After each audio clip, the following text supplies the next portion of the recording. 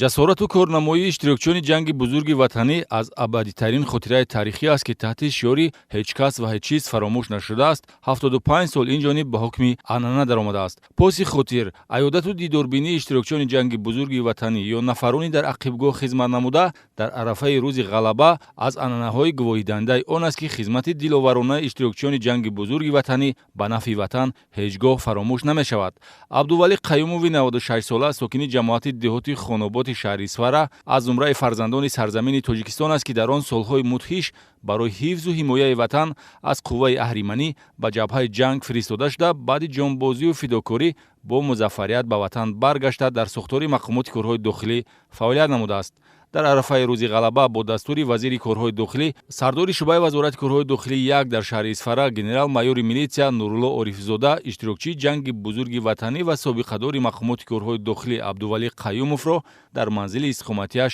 аёдат намуда ба ӯ кӯмаки моддӣ расониданд. таҳнияти самимонаи роҳбарияти вазорати корҳои дохилиро ба муносибати 75-солагии пирӯзӣ аз болои фашизми гитлерӣ ба Абдувалӣ Қаюмов расонида,